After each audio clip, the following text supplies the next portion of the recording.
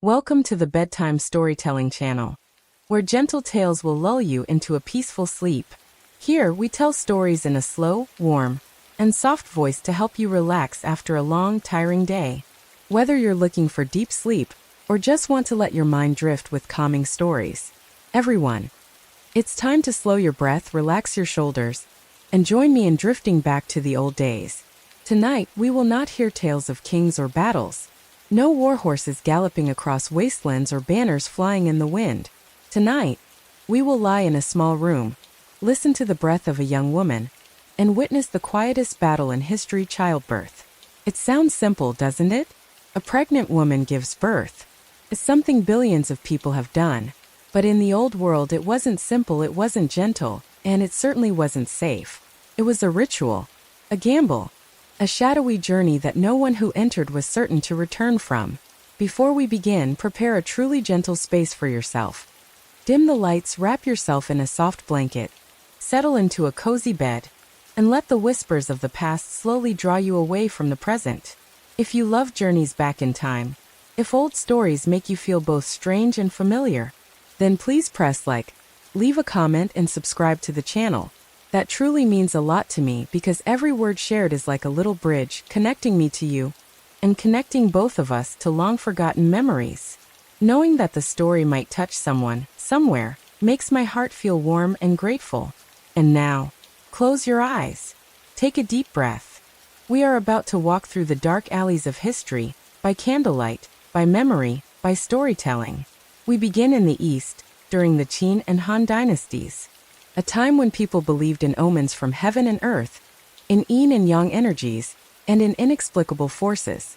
In that era, childbirth was not considered a blessing, but something that made the entire household shudder. They called it blood calamity, a bloody disaster, because to them, blood was a sign of disorder, of imbalance, of mortal danger. When a woman became pregnant, she was not seen as a bringer of life, but as a wind carrying risk. She might be avoided in rituals, not allowed to enter the main hall, not allowed to touch the incense burner. The place where she gave birth, if lucky, was a small room at the back of the house. If not, a makeshift hut in the backyard. Childbirth was considered dirty, a taboo, not because the family did not love her, but because they were afraid. Afraid of what they could not control. Afraid of blood that wouldn't stop flowing. Afraid of the hours of screaming. Afraid of pains that the medicine of that time could not soothe.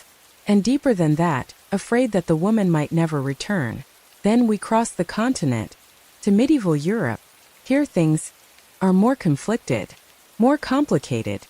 Childbirth was seen as both sacred and terrifying, an event not spoken aloud, yet impossible to ignore. It was said to be an intimate act between woman and God, but in the same breath, death always lingered. They called pregnancy a blessing, but not for the mother. It was a gift for the family, for the bloodline, for the hope of a male heir. And the woman, she was no longer herself. She was a vessel, a place to sow the seed, a medium, a replaceable being. If she survived, people sighed in relief. If she didn't, people would carry on living. You might think that's harsh, but to them, it was reality. Death during childbirth was expected, like a soldier's death in battle. Except that on the battlefield, if you fall, you are honored. In the birthing room, if you fall, there's only crying, and a cloth to cover your face. Motherhood is sacred, they said. But sacredness came with death tolls. One of the quietest prices women have had to pay to exist in history. Your first pregnancy. Everyone rejoiced. The second, everyone smiled. The third, people started exchanging worried glances. The fourth, they whispered, can she take it anymore? But no one asked, does she want to? No. Desire was a luxury. Choice was something far too new. Back then, if you were a woman, you gave birth. No one cared what you thought. You were not the center of the story. The child was what mattered. You were just the door that brought it into the world. When you scream in pain, they don't give you medicine. They don't comfort you. They say, that's the price Eve left to all women. You're in pain because you deserve it. You're afraid because you must learn obedience. You bleed, oh, that's sacred. They believed the pain of childbirth was a holy punishment given by God to women. because the first woman ate the forbidden fruit. If you survive, God has shown mercy. If you die, it was God's will. There were no medical mistakes, no system failures, only divine will, which was always right because no one dared to question it. And so, on a quiet night, when that woman lays her hand on her belly, she doesn't just feel a growing life inside. She feels fear. Fear of a short, sharp cry. Fear of unending pain. Fear that she might never see the light again. People praise mothers, but few remember the mothers who didn't survive to hold their children. They vanish like a trace in the family records, leaving a name, a birth date, a death date, and sometimes nothing more. You see, history isn't always victories, inventions, or thrones. Sometimes, history is a woman, lying on her side in a dark room, praying not to die. We're still within the gentle shadows of history. You lie there, in silence, letting your imagination slip through the cracks of time. Tonight, the story doesn't lie in grand palaces or dusty battlefields. It happens in places much smaller. A tent, a corner of a house, a livestock shed, a lakeside, places where thousands of years ago, women stepped into a journey with no guarantee of return. In ancient Eastern times, during the Qin and Han dynasties, childbirth didn't happen inside the house. There was no warm bed, no hand to hold yours. When a woman neared her due date, she was not allowed to stay with her family. She was asked to leave the house where she grew up, where she had her last meal. Childbirth was seen as unlucky, filthy, a sign of blood and chaos. And so she had to step outside, to the roadside, near the graves. There, her family would build her a simple grass hut, just enough to shield from wind and rain, but not enough to block out the fear tapping at every vertebra. They called it the birthing room, and some would later joke it was the first mother and child care center. But really it was a place to give birth, and to see who would still be alive afterward. There was no bed, no pillow, no machines, and no man's hands were allowed to touch. The midwife, if there was one, was usually an elderly woman in the village, with experience, eyes that had seen both life and death, and a small cloth pouch holding a razor blade, thread, and a few dried herbs. No diagnosis. No fetal heart monitoring. No contracts sentiment. Only groans, gasping breaths, and a fragile hope that it would all pass. Sometimes the cry of a newborn would ring out in the wind, a simple miracle that made people weep. Sometimes there was only silence, a dreadful silence stretching minute after minute, hour after hour, followed by the sound of cloth tearing, someone preparing to wrap a body. In medieval Europe, women gave birth indoors. But don't imagine clean rooms or gentle doctors' hands. That didn't exist. They gave birth in the kitchen, where the fire burned, where dim light flickered, where there was space to spread straw and lay down an old cloth. The kitchen, the back room, any place that could be cleared, that was the birthing room. There was no privacy, only practicality and women gathering around, whispering and praying. If your pregnancy was normal, that's where you gave birth. But if you'd had complications, a miscarriage, a stillbirth, or signs of danger, you were not allowed to give birth in the house again.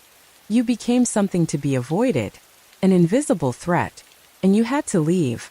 They would take you to another place, an empty livestock shed, where horses once rested in winter, or out in the fields, where someone had left off tilling, or worse, to the lakeshore, where there was no one, no light, no voices. There you would give birth, or never return. It may sound cruel, but to them, it was ritual, a way to protect the rest of the family, a way to contain the risk. A pregnant woman deemed not right was seen as a sign of imbalance, physically, spiritually, or simply wrong. And if something wasn't right, the best thing was to keep it away from the peaceful places. Ancient texts record scenes of women giving birth by a field, with a makeshift straw mat and no one around but an old dog. Some gave birth while fetching water, and when the child slipped from their body, it landed among reeds, crying into the night. Some never made it to their birthing place, collapsing in the field, still clutching a charm-tied herb bundle meant to bring luck. Those birthing places had no signs, no beds with mattresses, no words of good luck. They had mud, grass, stones, straw, things that could soak up blood and hold the pain together in one place. They were not designed to comfort but to endure. To let a woman's body strain one last time. To let her soul, if needed, leave this world in silence. People did not call them delivery rooms. They called them birthing places. Any place. Somewhere just out of sight. Because in those days, childbirth was not something to be celebrated. It was a trial. But no matter how harsh, sometimes life still won. A cry rang out. A mother sat up. A baby was cleaned with herbal water and wrapped in the warmest cloth they had. And in those desolate places, which had witnessed countless screams and farewells, sometimes, something small and wonderful still happened. A beginning. Not everyone smiled when they learned they were pregnant. Not in those times. There were no test kits. No ultrasounds. Just a silence longer than usual. A missed period. Then too, a heaviness appeared in the lower belly. A strange change in the skin, in the rhythm of one's steps. And then the other women began to look at you differently. You said nothing. Not because you were hiding it, but because you hoped you were wrong. You hoped it was just a small disruption, a cold, a misstep in the cycle. Hoped you had eaten something odd, slept too little, or that it was the changing weather. You hoped it wasn't pregnancy, not because you didn't love children, but because you had known women who didn't survive. You remembered them clearly, not their names but their images. The cousin who lay still after a long night. The young neighbor who bled before the child could cry. The once healthy aunt who, after her last childbirth, never left her bed again. Death lingered in every woman's lower belly. No one spoke of it, but everyone knew. When the midwife tilted your chin toward the window light, looked into your eyes and said, "You're pregnant," you didn't feel happy. You felt a cold twist in your stomach, not from morning sickness, but from a primal fear. It curled like a small snake, nestled beneath your heart. And you knew, from that moment, you were no longer yourself. Your body began to change. You tired faster, not from overwork, but because something inside you was taking away your strength day by day. You bloated, became constipated, your back started to ache, and your teeth loosened, as if your very jaw was no longer strong enough to hold a smile. People said it was normal. Every mother goes through it. But you knew nothing about this was normal. Those around you began to get excited. They discussed baby names, the blanket to knit, the cradle to build, and who would be the godparent. They looked at you and imagined the first cry. The tiny hand gripping a big finger. But you thought of a coffin. Not because you were pessimistic, but because you were realistic. You thought about who would raise your child if you didn't survive. You wondered whether your husband would remarry quickly or slowly. Whether they would bury you with the baby or separately. Whether your child would remember your voice if you were no longer there to sing lullabies. Such thoughts were not allowed to be spoken, because people told you, worrying will poison the child's spirit. Fear, they said, would pass from your blood to the baby's, would make the child weak, deformed, or haunted by demons. So you stayed silent. You swallowed your fear. You smiled when people mentioned the baby. You nodded when they talked about sweaters, naming ceremonies, and baptism days. You even whispered thank you when someone gently touched your belly and wished for a strong, healthy son. But inside you, the fear murmured like an underground stream, not rushing, but never stopping. You could be in a room full of loved ones and still feel alone. They couldn't hear your heart pounding so hard it choked you. They didn't see you startle awake at night from a faint cramp. They didn't know how many times you placed your hand on your belly, not to feel the baby, but to check if you were still alive. They said you were blessed, but sometimes you felt cursed, as if something was gnawing at you from within. Not the baby, but the injustice. Why could men create life and walk away, while you had to risk your own life to bring it into the world? Sometimes you hear laughter in the yard, festive music, or people calling each other in the market. And you feel as if you are in a different world, a different dimension of those who are living normally, while you are being pulled down to a deep and cold place, where no one can follow you. No one can. Not even your husband. Not even your mother. Not even the midwife who has delivered hundreds of children. She cannot promise you that you will live. No one dares to promise that. And so you lie still. Close your eyes. Listen to the wind blowing through the earthen walls. Hear the rooster crow in the distance. Count each day. Each knock on your belly, each faint pain. No one knows what you are thinking. They don't ask because they fear the answer. And you don't speak because words at this moment won't change anything. You are waiting for a moment. Could be life. Could be death. Could be both at once. And you don't pray for a miracle. You just pray to see the child with your own eyes. Pregnancy is a misty journey, where every step could lead to light or to the abyss.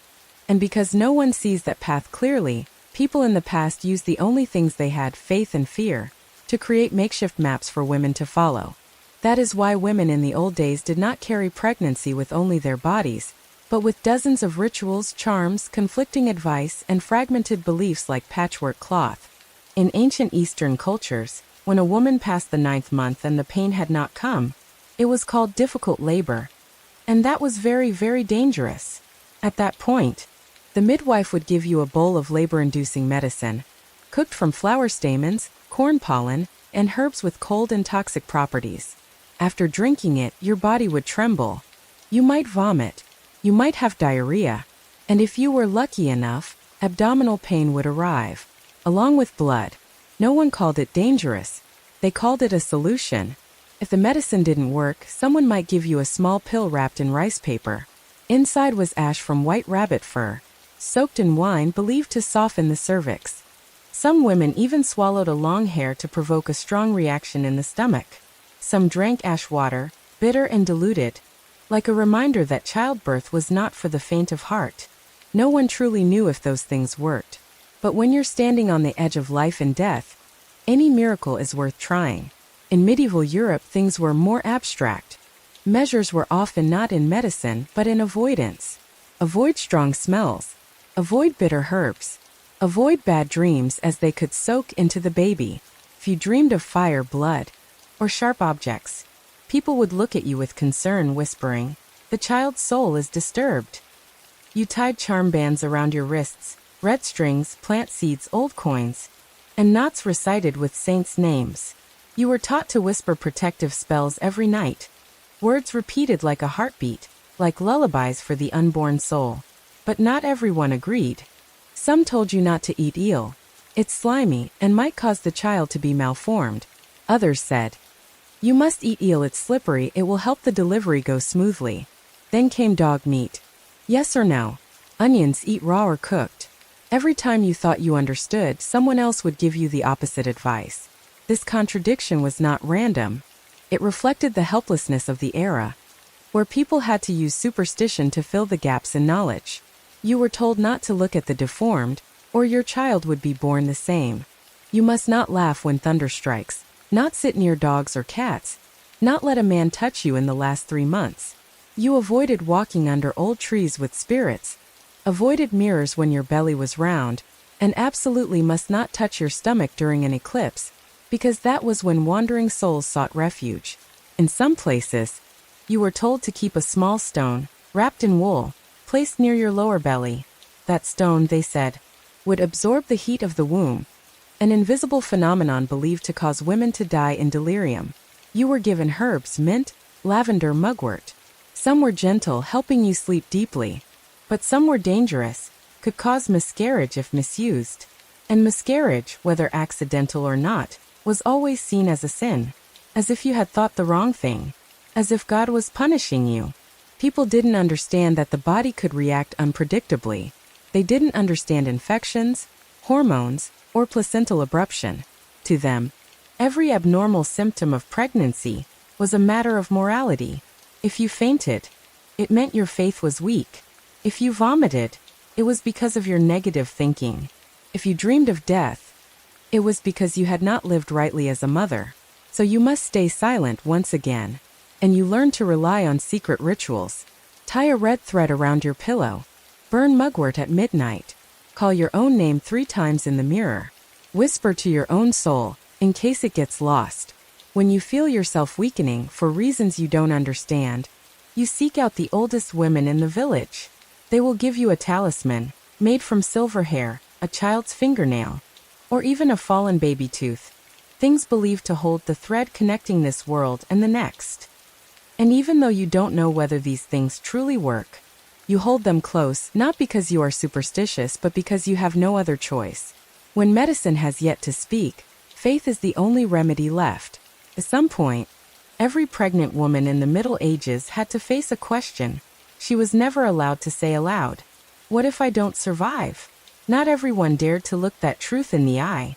But there were those, in rare moments of midnight clarity, who began to prepare.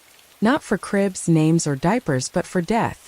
For the possibility that this might be the last season of their lives. There was no way to know for sure. But the body whispered. A light tightening in the belly. A sensation like a stone pressing on the chest. A fatigue spreading slowly from the spine down to the heels. Sleepless nights not because of the baby's kicks, but because of a premonition, that ancient instinct awakened in the dark. And so they quietly sewed their own shroud. No silver thread. No brocade. Just rough cloth kept carefully in a chest. Cut by hand. Sewn by hand. No one helped. No one was allowed to see. The needle moved slowly, steadily, as if each stitch was an unwritten farewell. Sometimes they wrote wills. No lawyers. No court. Just a piece of paper or a thin wooden board, on which they listed each item, each wish. This ring for a younger sister, the comb for the firstborn, a ribbon for the close friend who held their hand during their first birth. Small things, but full of memories. Some women gave away cherished items while still alive, to ease the heart. A handkerchief from their wedding, an old hairpin, an unfinished piece of embroidery. Before giving it, they would whisper a blessing into it, as a way to bind their soul to the one who would keep the item. No one witnessed it. No one had to know, because this was not a farewell. It was a quiet ritual for what could not be said. But what they held on to until the very end was not the shroud, not the instructions, but the conversations with the child in their womb. Only when the house was asleep, when the lights were out, when the wind rustled the thatched roof, would the mother place her hand on her belly and whisper, "Be strong, my child. Please don't be angry at me. I'm sorry for bringing you into a world so cruel. If one day you wake up and I'm not there, forgive me. If I don't get to hold you, if I don't get to say your name, you are still everything. I love you, and I'm trying my best." That was not a blessing for childbirth. It was the gentlest last words one soul could send to another. As for the soul, the church did not leave it adrift. A pregnant woman was required to confess before going into labor. She had to be cleansed of sin, so that if she died, her soul would be at peace. She prayed not for her own survival, but for the soul of the child should the worst happen. Because in that belief, a child who died before baptism would not go to heaven. It would be suspended between realms, with no place to rest. Not evil, not good, just alone. Therefore, before birth, priests were often invited to give blessings, not for the mother, but for the unborn child. The priest's hand rested on the rounded belly. Holy words were spoken. Quand le lit. And in the room thick with the smell of old blood and oil smoke, a fragile moment took place. A prayer for a life not yet known to be living or dying. No one ever truly said these things aloud, but everyone understood. Childbirth was a door that could swing both ways. On one side was life, on the other was death, and sometimes nothing could stop that door from turning, pulling the mother into oblivion in the space of a single sudden pain. So they prepared, not with noise, not with tears, just prepared. They sat with themselves, carefully stitching the cuffs of their sleeves, tightening the red thread around their wrists. They looked around the room one last time and silently entrusted someone in their heart. If I don't come back, take care of my child. Let them know I loved them, from deep, so deep, in places I've never even touched. Then they lay down, not exactly ready, but knowing they had left behind everything they could. Not every place with light is safe. In history, there were rooms lit by candles filled with prayers, called holy, yet where life and death sat together in the dark. A medieval birthing room was such a place. Not spacious, not clean, not peaceful, just a small, dim, stifling room, often the back part of a house or a corner of the kitchen, where few people came, just hidden enough to muffle the moans, dark enough to soften the gaze of the curious. It was the place where a woman would fight, alone, or with the help of a few other women, to bring a soul into this world. The window was tightly shut, not because of weather, but because it was believed that if the window opened, evil spirits would sneak in, mingle with the mother's breath, and slip into the child's soul before it could cry. No wind, no natural light, only the scent of smoke, sweat, and old blood soaked into rotting wood and linen. The curtains were drawn, the room sealed off from the outside world, like a second womb, dark, damp, and heavy. There everything seemed to stop. No time, no direction, only one thing approaching: pain. Mirrors, if the house had any, would be covered in black or gray cloth, because they believed a soul could escape through a mirror. If a mother died during childbirth and the mirror wasn't covered, her soul would be trapped, endlessly reflected. And if the child saw the mirror before seeing the light, it would carry two realms in its eyes. Still, the birthing room was seen as a woman's sacred space, holy in an ancient, superstitious, ritual-laden way. On the table stood a small wooden cross, not large, but enough to remind that God was watching. On the ceiling beam hung dried herbs, usually lavender, sage, mugwort, not just for scent, but to ward off evil spirits. And when the pain became too much, when prayers no longer sufficed, they burned incense, its thin smoke drifting slowly, as if lulling the mother into a half-conscious trance. Absolutely no men were allowed in, not because they were weak, but because their presence was believed to bring sin, chaos, or bad energy. This was a female space. Only women. A circle of those who knew pain, who understood blood, who had once cut an umbilical cord with trembling hands. The husband, if worried, could only wait outside, hearing nothing, seeing only the flicker of the candlelight, dimming and flaring, like the slow heartbeat of life and death. There were no hospitals, no sterile rooms, no thin gloves tapping the fetal heartbeat, only human hands, calloused, trembling, sometimes carrying the scent of ashes from the hearth. No trained medical staff, no doctors, no one who had studied human anatomy, only experience from midwives who had done this dozens of times, guided sometimes by instinct, sometimes by whispered prayers. If all went well, they would catch the child with bare hands, wash it with warm water and herbs, wrap it in cloth, and whisper a blessing into its left ear, so the guardian spirit would know a soul had arrived. But if things went wrong, if blood wouldn't stop, if the child turned the wrong way, if the mother stopped breathing, there was no surgical team, no emergency procedure, no horse cart waiting outside with medicine, only a few panicked hands, a worn-out knife, some urgent prayers, and shared glances no one wanted to meet. In that room, life was welcomed with whispers. Death was sent off in silence. No one screamed. No one wailed. Everyone had already been told. Don't scare the soul. Don't make them forget where they're going. And so that birthing room, small, dark, stifling, became a woman's final sacred space, where she faced herself, her pain, her strength, her loneliness, and a courage no one had taught her how to find. No one can truly describe a birth. All we have are metaphors. The ancients likened it to an endless marathon. From 12 to 14 hours, you neither eat nor sleep nor think. Just try to stand firm as waves break your body, piece by piece. There is no way back. There were no rest stops. Just a closed-loop journey like running dozens of marathons with your internal organs. And then it began. Not loud, not violent, just a gentle tightening in the belly, like someone pulling a cord around your waist. Then a sharp twinge in your lower back, like a small needle being driven in. Every breath in is a moment you have to suppress the rising panic. They didn't call it a contraction. There were no medical terms. They simply said, "It's starting." You were given a piece of leather to bite down on. Old, soft, thick, so you wouldn't bite your tongue or break your teeth. Some women tried to stay silent in the beginning, wanting to appear strong, not to disturb, not to disrupt the solemn air in the birthing room. But the pain wouldn't let you keep quiet for long. It came back, each time deeper, longer, like a clenched fist twisting in your belly, pushing down, pressing everything inside downward, as if trying to tear you open from the inside out. And so you began to make sounds. At first, heavy breathing, then moaning, then screaming, then a kind of wailing no longer from pain but from fear, because you no longer knew if you could survive it. But in the Middle Ages, screaming was seen as a good sign. People believed if you could still scream, it meant you were still fighting.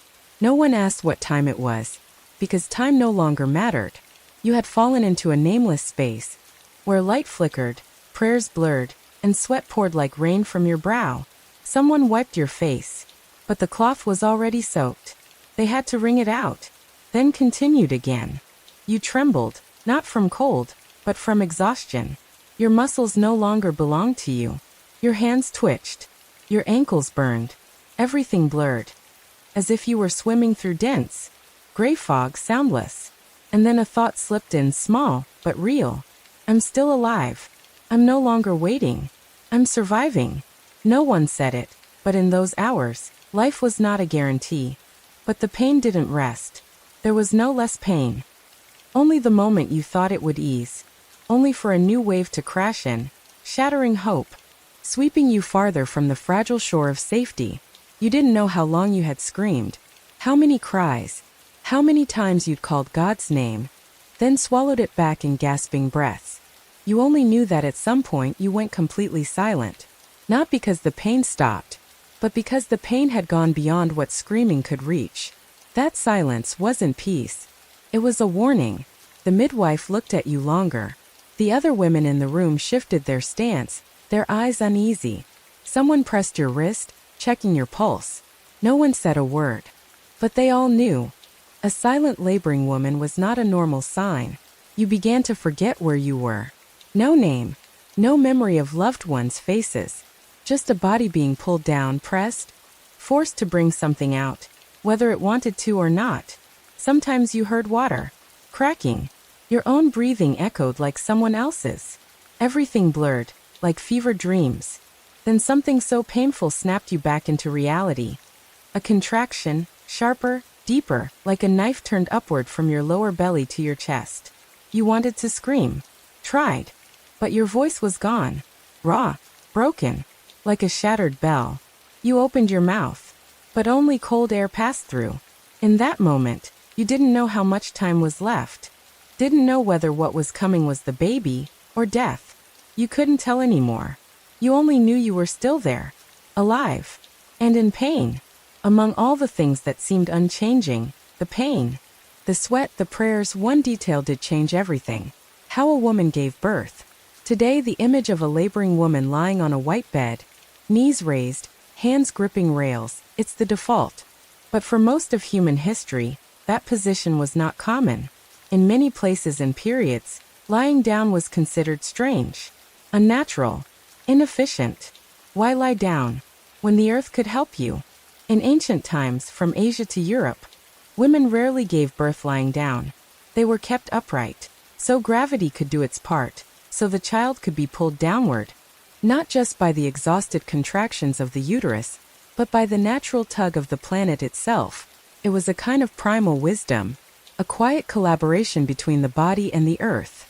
That's why in many places, from rural China to African tribes to farming villages in Japan, women gave birth sitting upright, not on salon chairs, but squatting, or seated on a wooden stool with a hole in the middle, beneath which sat a basin, a pile of straw, or simply a cloth. The sitting position reduced pressure on the back and gave the laboring woman a sense of control. She didn't lie down and wait for pain to strike. She sat up straight, meeting each contraction like a person rowing through waves, exhausted but refusing to drift. Sometimes she knelt, hands placed on a chair or on someone's shoulders, legs bent, head lowered, the entire body leaning forward like bowing to a soul about to arrive. The pain in this position was more intense, but it also moved faster, more urgent, more pressing, as if the body itself wanted to finish quickly. Some women gave birth standing. It was rarer, but it happened. To do so, at least two attendants had to stand behind her, holding her by the hips or under the arms, waiting for the moment the child slipped out during a terrifying full-body tension. Standing birth required strength, a great deal of strength. But if the baby was close and there was no other option, they did not hesitate. And then there was a stranger position, giving birth while hanging from the ceiling beam. Sounds like legend, but it existed. A thick cloth was tied securely to a wooden beam. The woman grasped both ends of the cloth, hanging in midair like someone on a trapeze. Her feet didn't leave the ground, but bent softly, letting the lower body release. No obstruction. No pressure from beneath.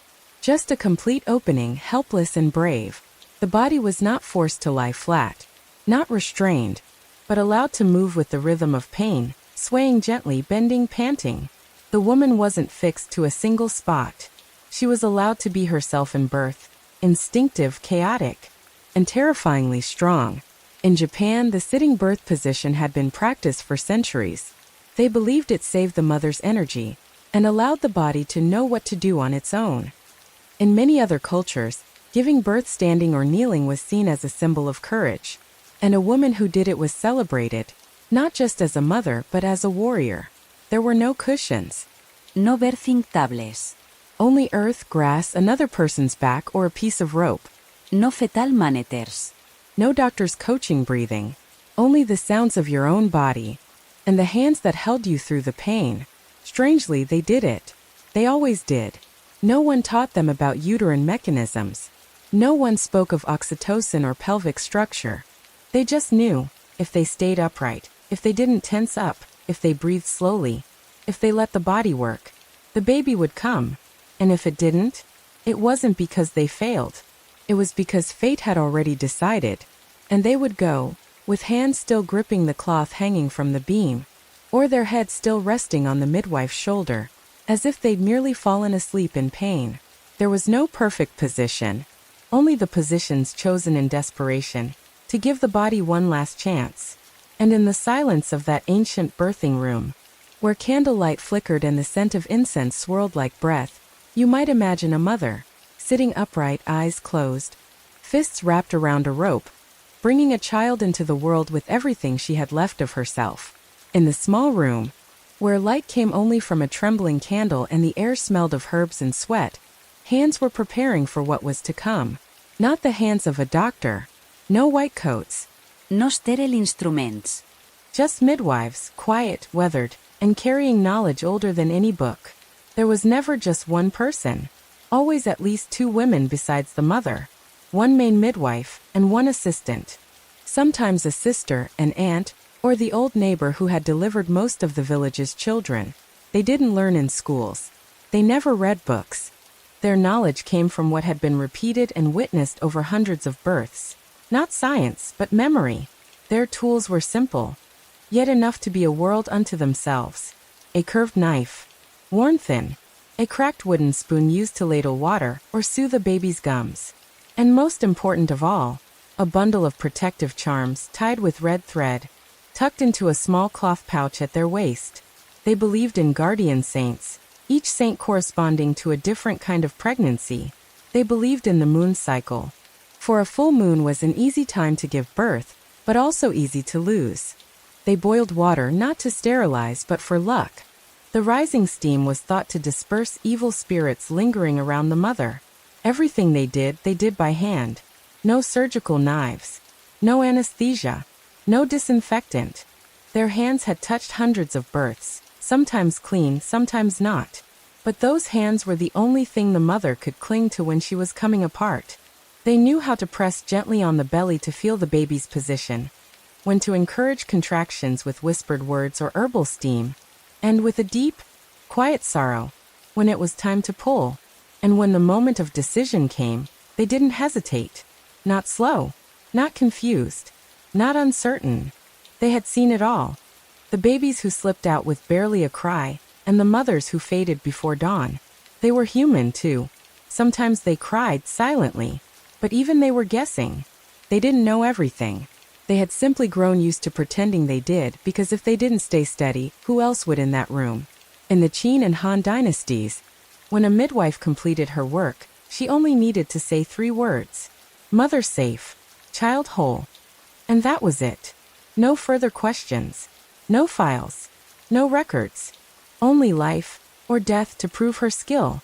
But in the moment of birth, when everything was breaking inside the mother, the midwife was in command. She was no longer the soft woman with a cloth head wrap. She became a general. Her voice lower. Her gaze sharper. Every movement precise. Decisive. She didn't explain everything she did. She pressed the belly, adjusted your legs, muttered something to her assistant, quiet enough that you couldn't hear, not out of secrecy, but because the truth, at that moment, wouldn't help. She lit candles, sometimes 3, sometimes 7, depending on the lunar calendar. She etched a small cross into the dripping wax, an act both superstitious and full of care, a way to pray that the exit would be a path lit by grace. She tied your legs with strips of old linen, not to restrain, but to stabilize, to stop you from thrashing and hurting yourself in unconscious agony. And then the blood came. She saw it. She registered it, but didn't panic, didn't console, because she knew this process was brutal, indifferent, and sometimes final. If you looked into her eyes at that moment, you would see something older than Latin, a wordless ritual, a prayer whispered from a world before writing. She murmured something like wind rasping in her throat. Could have been a spell. It could have been an apology. She adjusted you like a carpenter tending a cracked beam. Not painful but certain. She knew your fragility, but she also knew, without firmness, everything could collapse. And while she was trying to save you, every second, every gesture, she was also preparing for the impossible. She always prepared for both outcomes. Because birth, in the end, was never a guarantee. Not every baby arrived crying, and not every mother stayed to hear it. Among all the unspeakable truths of childbirth in the old world, one truth was quietly buried beneath blessings. Complications were ordinary. No one wanted to talk about difficult births. No one wanted to think about it. But everyone knew. If the birth canal was too narrow, if the baby was too large, if the mother's body was already weak, then childbirth stopped being a journey and became a struggle between life and death. When labor arrived and didn't end after a few hours, they started counting by days. Some births lasted 1 day, 2 days. No anestiche. No 4 fluids. No one said, "Rest now." Only the pain, continuing like undertow, like fire smoldering beneath the skin, drowning every breath.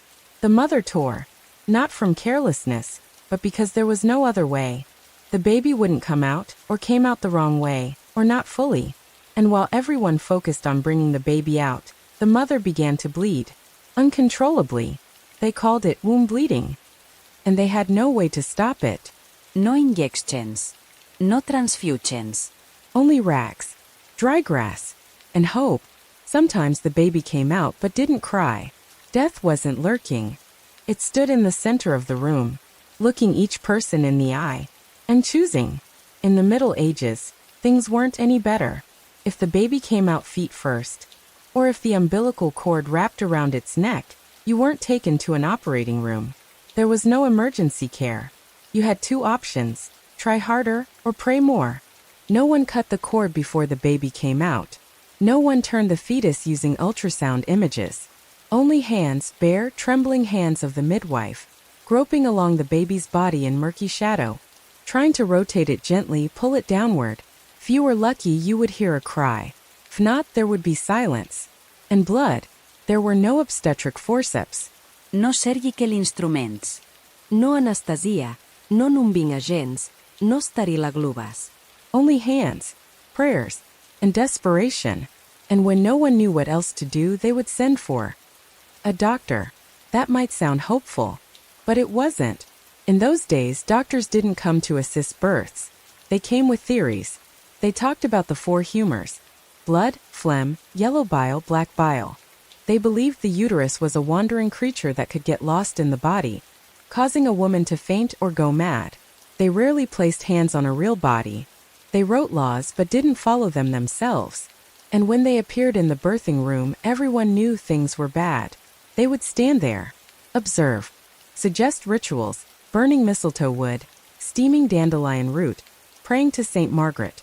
And if it all failed, they blamed the midwife, blamed the mother, blamed the weather, blamed the devil, but never themselves.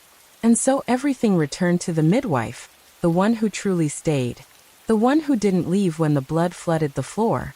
She would bend down, place both hands on the belly, feel, count every breath, and if necessary, she would turn the baby with her hands an act called manual intervention, but truly a deep invasion, where the mother's body was opened from within to save the child, and there was no guarantee either of them would survive.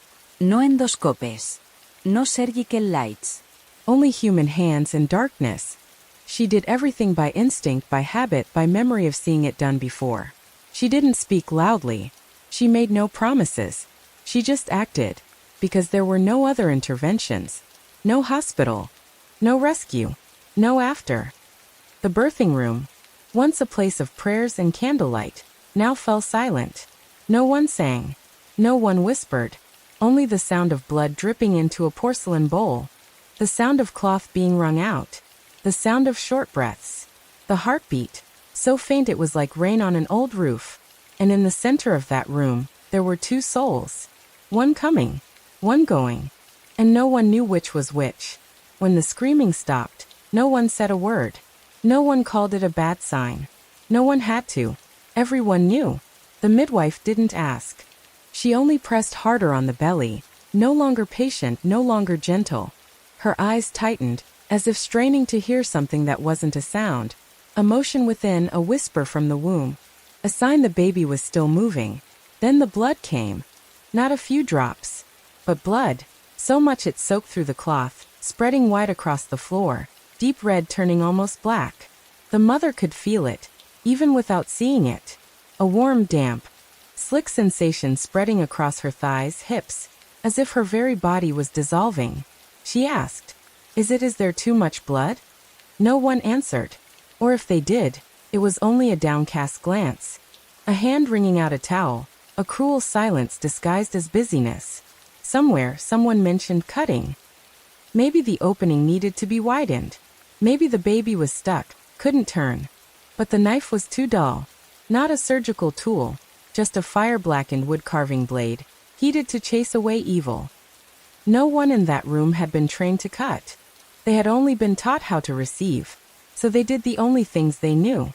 Pressure, pleading, instinct. Someone knelt down, held the mother's legs. Someone else held her arms to stop her from thrashing. The midwife reached in. Not gently, not kindly, not out of cruelty, but because she knew time was running out. The pain was no longer like waves. It became slashes, each touch a cut. And sometimes, the mother passed out. Not from exhaustion, but because the body couldn't endure anymore. Some women woke up. Some didn't. If the baby came out, it was a victory. But the cost was immense. The mother's body torn open. Not in any sacred image. No soft light. No blessings. Only torn skin. Spilled blood. And a cold, hollow emptiness. There was no stitching. No suture thread. No surgical needles. No disinfectant. No anesthesia.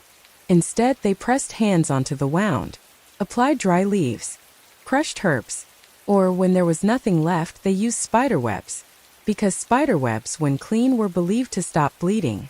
Thin, strong, sticky like threads of salvation. They had been collected from corners of the house beforehand, kept in a wooden box, not from superstition, but because there was nothing else. They didn't promise you'd live. They only hoped you wouldn't bleed out before morning. They didn't say, everything will be okay. They just looked at you, as if you had come back from another world. And the baby, if it was alive, it would be wiped with linen cloth, its cord cut with a flame-blackened blade, and placed at the mother's chest. If not, it would be wrapped in thin cloth, buried in the garden behind the house, or placed on the altar. No name, no cry. And the mother, if she lived, would take weeks to walk again. Months before she could sit without pain. And years before she stopped seeing that moment in her dreams. And if she didn't live, someone would say, God willed it. Or, at least the baby is healthy. Or worse, no one said anything. Everyone turned away, too used to it. And the room was cleaned again. The blood-soaked cloth washed with ashes. The carving knife hung back in its place. The candle dimmed. A mother left. A child arrived. And the world didn't stop for a single second. The baby, just born, blood still on its cheeks, skin still pale and trembling, not yet having let out its first cry, was taken away immediately, not to be cleaned, not to be checked. but to undergo something more important than life itself: baptism. In the Middle Ages, being born didn't mean a child belonged to God. That tiny soul, fragile and light like a dragonfly's wing in early summer, wasn't protected, wasn't recognized, had no place to return to if it happened to die. And so, baptism had to be performed immediately.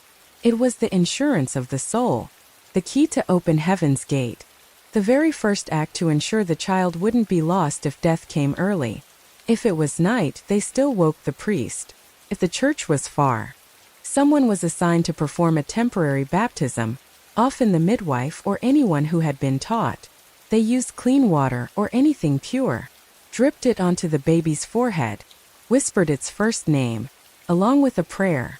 Not every child was baptized in time. Some were born in silence, not breathing, not moving. They came and went like a mist breath in the mist. People called it stillbirth. No one knew why. No one could explain. Only this was certain: they never had the chance to receive their name. And if a child died before baptism, the terrible thing was not only the loss, but the fact that its soul was not acknowledged. No ceremony. No consecrated ground. No bells. No priest. No place in the cemetery. Such children were buried in haste, outside the graveyard walls, where the land had not been blessed. No gravestone. No name. No one came to mourn publicly. They were silent souls, trapped between the world and the sacred realm, neither ascending nor descending. People feared them, but also pitied them, because it wasn't their fault. They had simply come at the wrong time. And if the mother was still alive, the pain doubled, because she hadn't just lost a child. She lost the right to remember it. No lullabies. No stories. No one asked, "Who does it look like?" Only silence and cold earth. But if the child lived, even if weak, even if the cry was faint, even if the skin was purple and trembling, it was a miracle, true miracle. They called it God's child, a soul who passed the first trial. The midwife would wrap it in warm cloth, place it on the mother's chest, and sometimes whisper, "It chose to stay." Surviving childbirth wasn't a given, not a certainty. It was a rare outcome, the result of 100 tiny pieces of luck. The mother didn't bleed too much. The baby wasn't stuck. The cord didn't tighten around its neck. It wasn't too cold. It wasn't too hungry. No one slipped. And if all of that didn't happen at once, the baby was handed to the world. People from the village would come to see. They would speak of the nose, the chin, the forehead. They would take signs from the baby's body to predict its fate. These eyes are clever. These hands are meant to work. With that chin, she'll marry well. No one knew for sure, but they said it anyway, because that was how you welcome someone. Because if the baby lived, carried with it hope, harvest, and promises. But behind the laughter was a quiet caution. The mother still didn't dare believe. She looked at her child, afraid it might stop breathing in its sleep. She heard the cry but feared it was the last.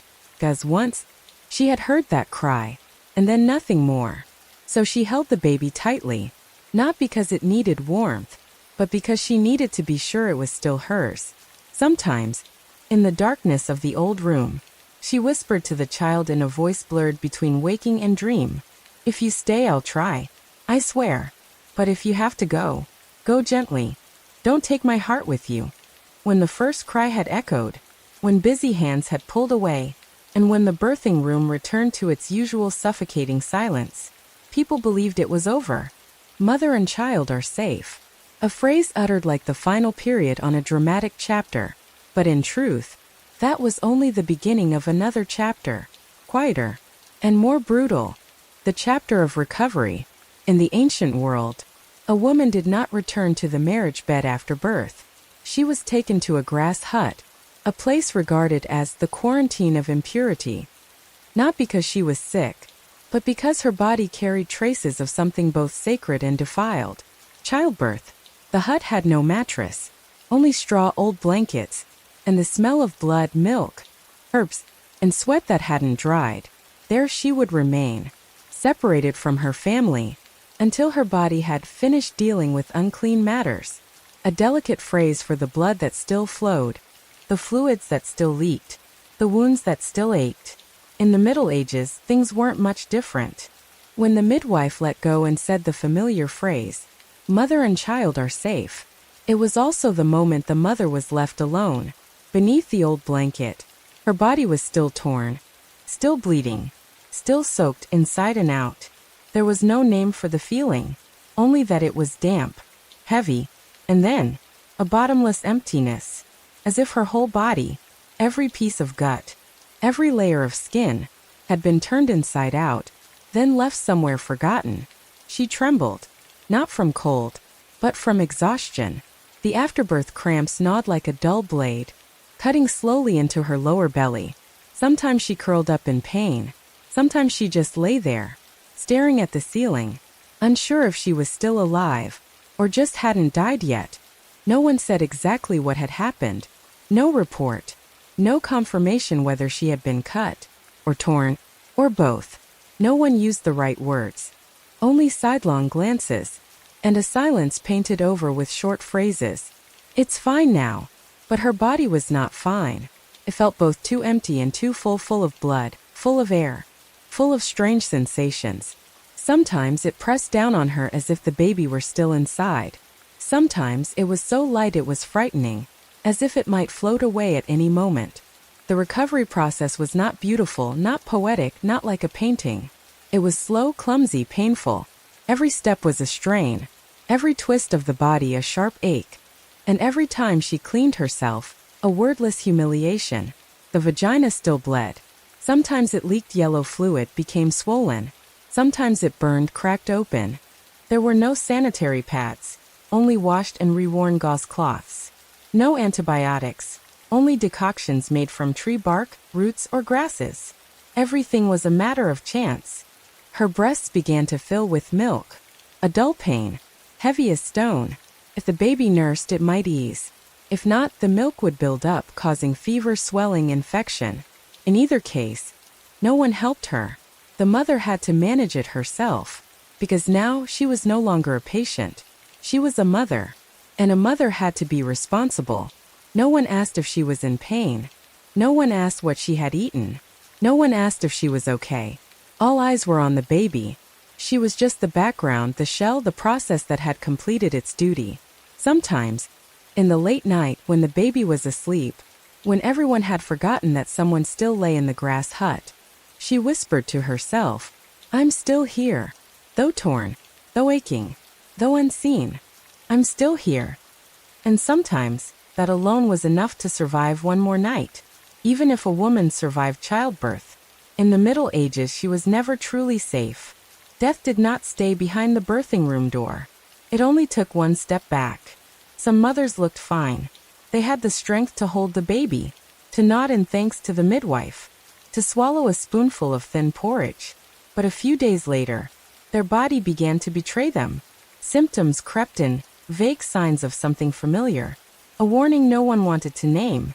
First came fever, not a high-burning flu, but a lurking heat, soaking her body in sweat. She shivered, but when others pulled up blankets, she said she was too hot. Her body no longer knew what it wanted. Then came the chills, not from the wind, but from her blood, her bones, from something quietly withdrawing. Her skin turned gray unevenly, like ash dusting raw flesh.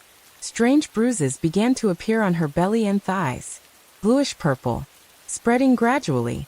The wound below her stomach, the place that had opened for the child to arrive, now burned, stabbed. Each movement brought a faint groan. No one dared touch it, for fear of worsening the pain. But everyone saw. The wound was not healing. It swelled. It leaked. And the smell grew stronger. The room changed.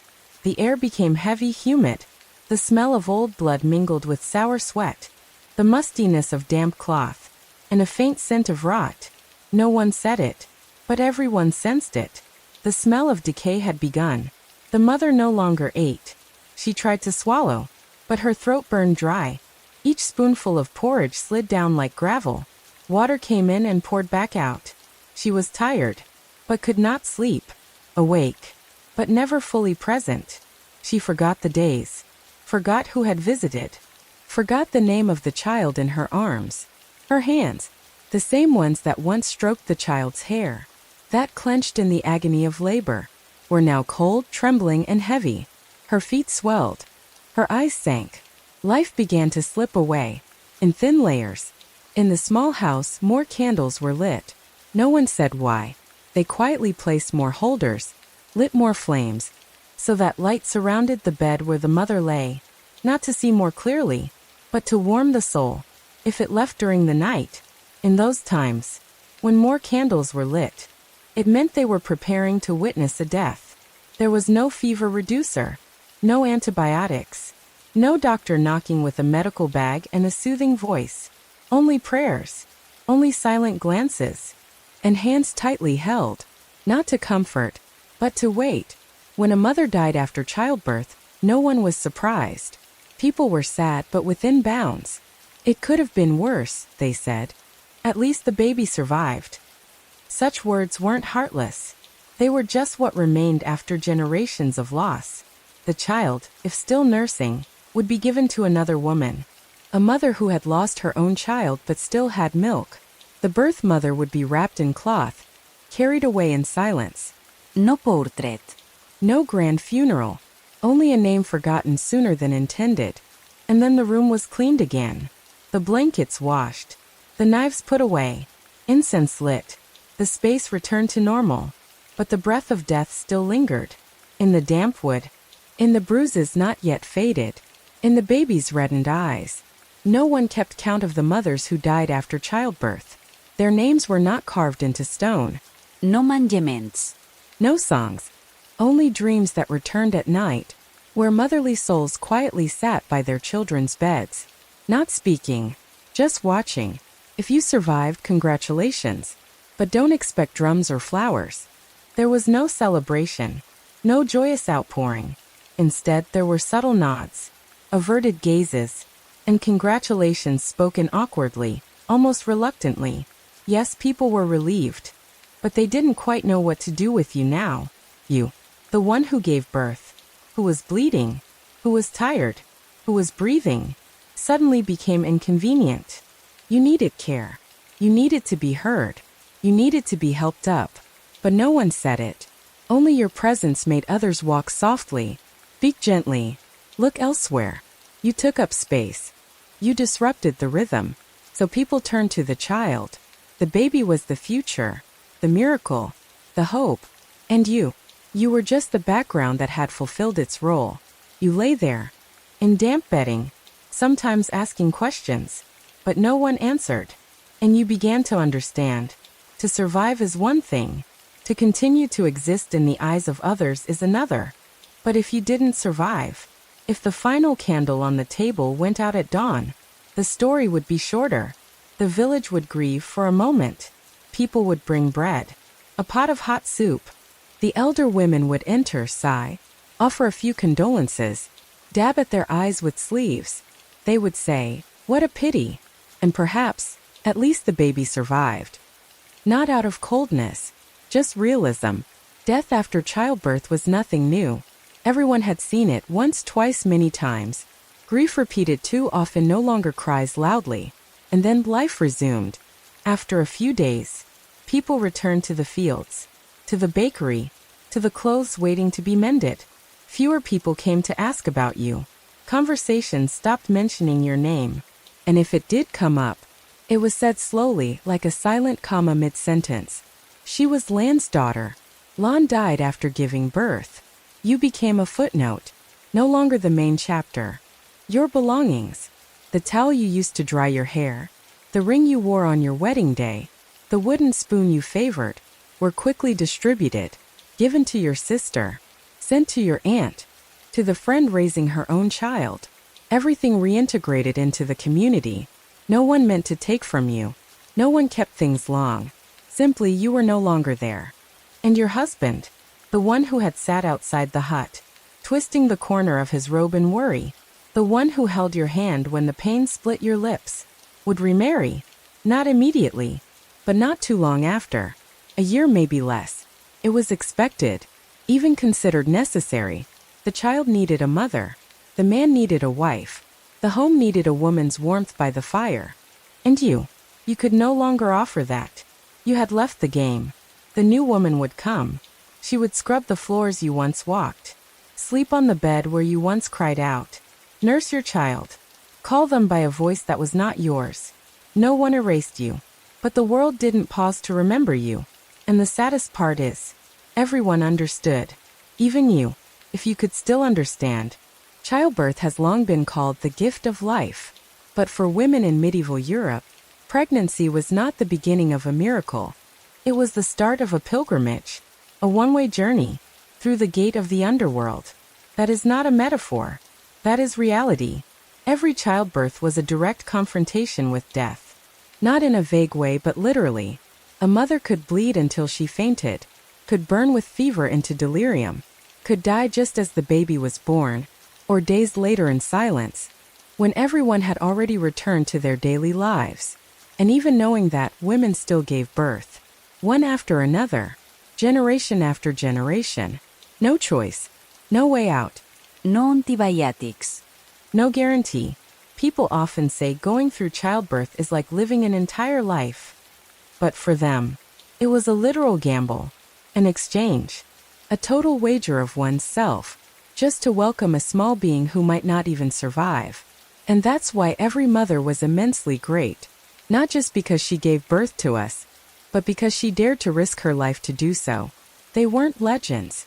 They were real people, who sweated, groaned, bled, breathed their last beside a newborn still red and wet. And they were rarely mentioned.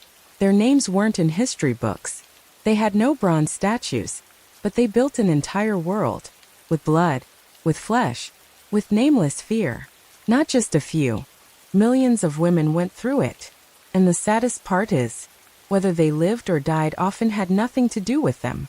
Not because they were weak. Not because they lacked courage or didn't long to be mothers. But because death in childbirth did not discriminate by strength, virtue, wealth, or love. It came from things invisible to the eye. A birth canal too narrow, an umbilical cord wrapped around a neck, a tear deeper than usual, a fever that would not break.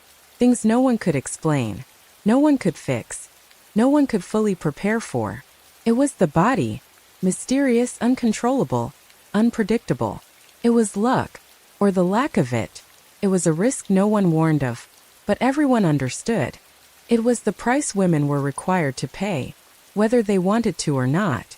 And that's the unspoken truth. Childbirth was the most dangerous thing a woman could do in the Middle Ages. More dangerous than famine. More than plague. More than war. War had battle cries, had armor. Plague had signs. Famine could be prevented by harvests. But childbirth? It struck from within the body. It unfolded in flesh and blood. And when it killed, it did so from the inside out. And the most terrifying thing, it was expected, not just accepted, but demanded, praised, glorified. Women weren't merely encouraged to give birth. They were taught it was a sacred duty, the proof of their completion, the measure of their worth. If they couldn't, they were pitted. If they didn't want to, they were judged. No one asked if they were afraid. No one asked if they wanted it. It was simply something to be done. Like plowing a field, like starting a fire, like dying old. But this could kill. And if you survived, if you truly made it through that journey and came back, you were never the same. Not because of the child, but because you now carried a psychological wound that would never fully heal. It lived somewhere between pelvis and spine. In the scream you never repeated. In the glance you avoided at the sound of a crying child. In the heartbeat that jumped, every time your belly ached, afraid it was starting again. You carried it in every step, every sit down, every broken sleep, a memory carved not in words, but in blood, in tissue, in tearing. You gave birth to a human, and gave up a part of yourself no one could return, and so you continued living, with fear, with memory, with a body that was no longer yours, but you lived. Like millions of women before you. And because you lived, the world kept being born, over and over, without end. Even now, childbirth in the Middle Ages was not a doorway into life, but a coin toss with death. And in that game, the odds always lean toward death. In some regions, 1 in 5 women died in childbirth. Elsewhere it was 1 in 3. And those were places that even had records. The mortality rate was even higher. Few were poor. If your baby was larger than usual, if the weather was cold and slowed blood clotting, if the midwife arrived too late, or if, as many believed, the prayer was spoken wrong. Every factor, from the physical to the superstitious, could be the boundary between life and death. Every breath was a mystery. Every contraction could be the last. And all of that was considered normal. But you are not alone in that fear. Before you, countless others had walked the same path. A path of blood, tearing, and silence. A path worn down by generations of women, who also trembled, also wept quietly, also prayed. They too were brave. They too were forgotten. You are walking in nameless footprints. And perhaps the saddest part is, they did it too. Anyway, not because they didn't fear, but because they had no choice. They endured. They gave birth. They accepted a pain no one ever recorded. And that, in a twisted way, was considered holiness. If you died, no statue would be raised. No memorial would be held. You would become a number in collective memory. An example for the lessons taught to girls. A whispered warning among women by the fire. A story passed on, slowly fading. Maybe you'd be buried beneath a nameless wooden cross. Maybe your grave would lie at the edge of the cemetery, where no one remembers the date. The wind would strip the soil. The rain would rot the wood.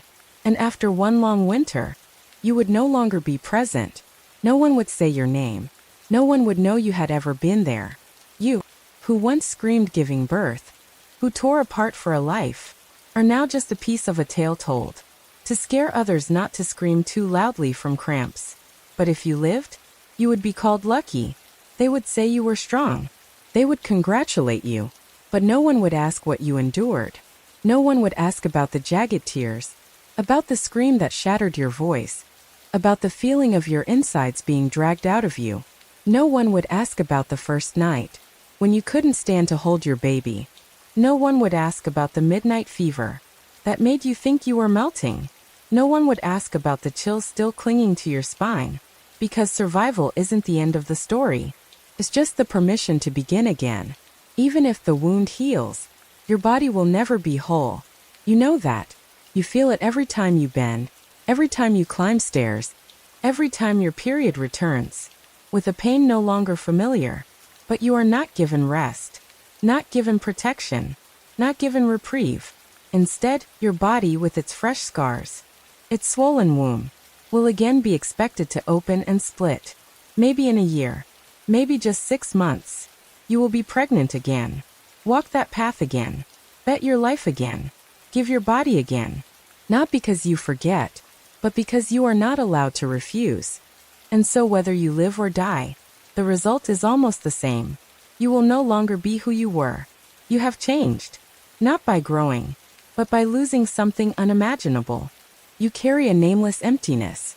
You move with gratitude, not the joyful kind, but the resigned kind. Grateful not to be dead.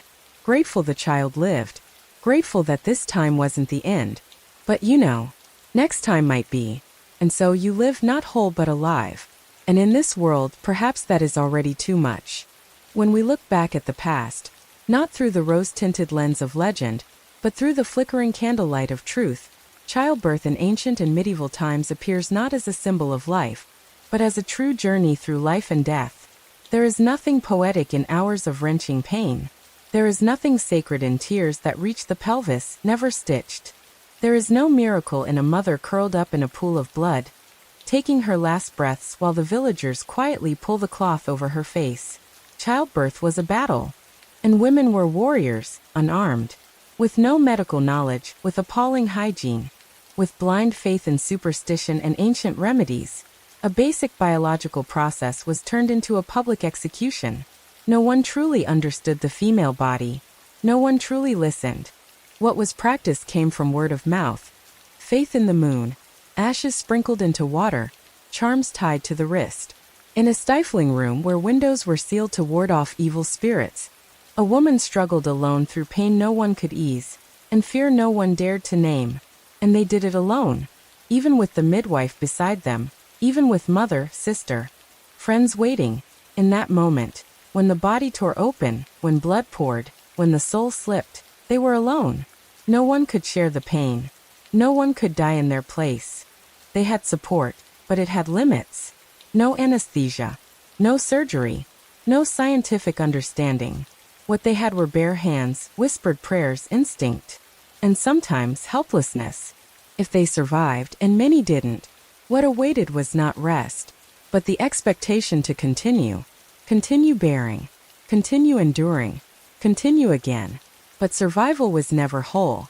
The body kept wounds that never truly healed. Hips never sat right again. The mind never truly slept.